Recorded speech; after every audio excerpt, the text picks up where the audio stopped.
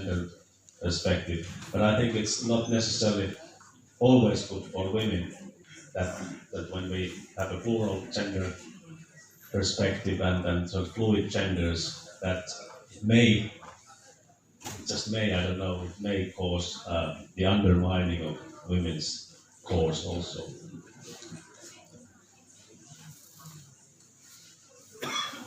And there is International Labour Organization has been studying, and many others, is there a business case for having more diversity, especially gender diversity in top management?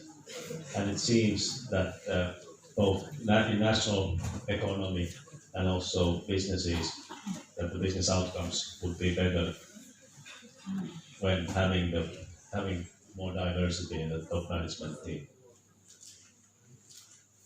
But still, female underrepresentation continues.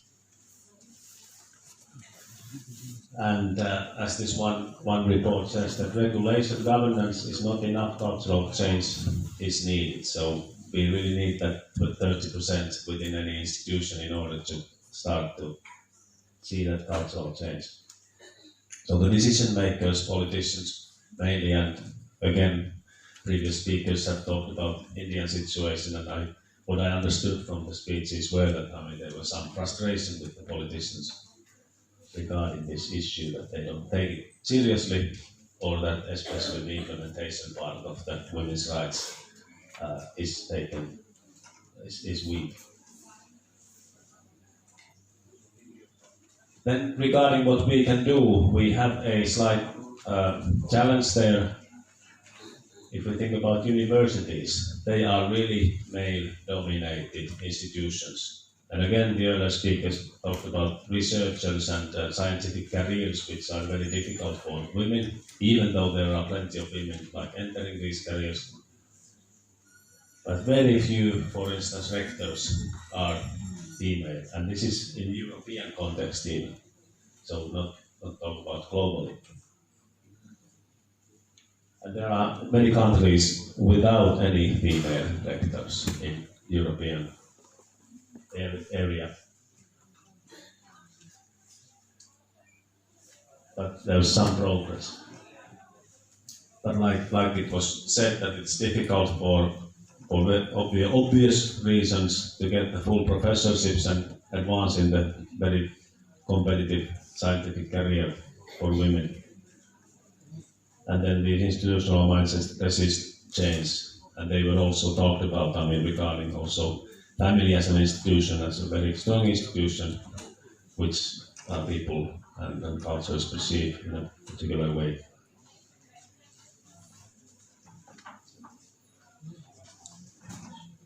So I have a few questions to universities or university leadership.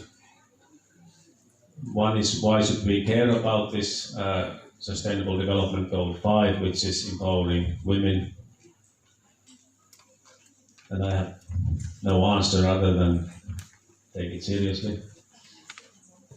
And how gender inclusive is our university's organization culture? So one may reflect that, and of course the initiative that Samlal College have taken with this conference is one example of opportunity and venue to reflect this issue also. And how to include these kind of things into the responsibility reporting, and then also observe some real change. But of course, in the end, then it's question that if universities are not doing very well themselves in terms of employing women getting women into the management track, then what are we afraid of? And whose orders are we waiting for? So why cannot we act on a college level, or in Finland on university level, or University of Applied Sciences, without always waiting for government orders or some kind of special policies for that?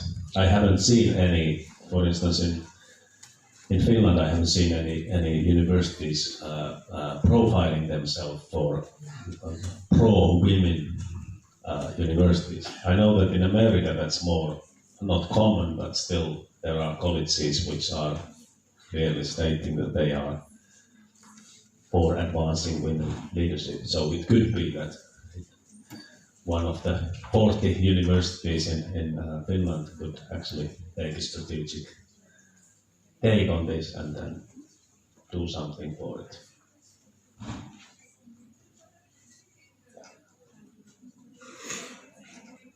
So, in short, how to champion women into leadership by universities' actions.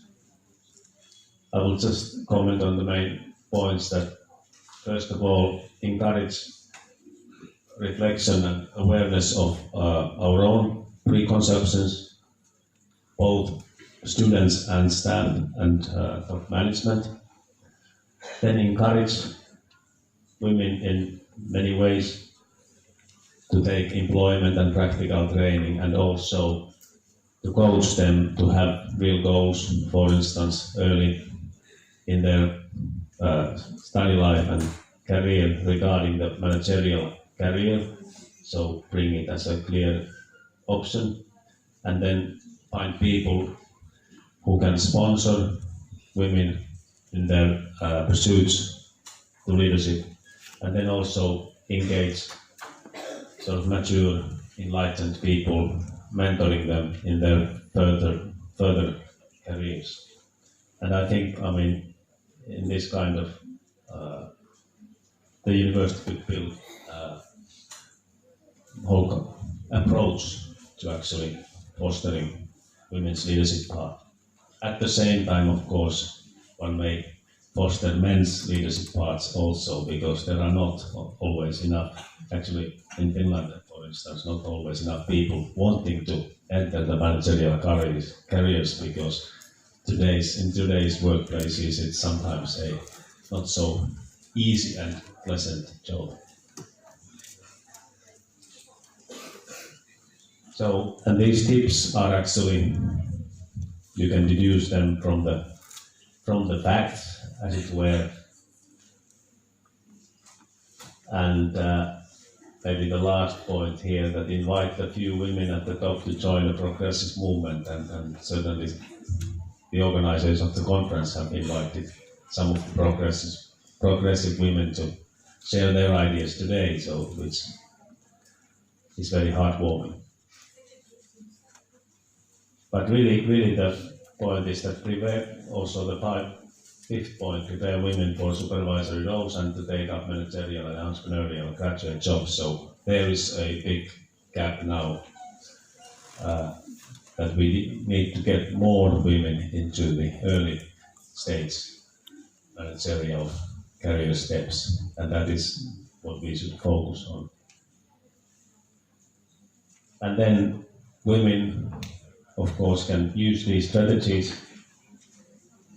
If you want some practical tips, then self-position yourself as a leader in various ways, and develop social capital network with people, both men and women. And then, of course, you may also disrupt. So if you have the courage to do something differently, like Greta Thunberg from Sweden, then you can try to influence people in that way. But it's, of course, might be scary and difficult, but some of us can do it. Thank you very much. I hope you well in your managerial journey.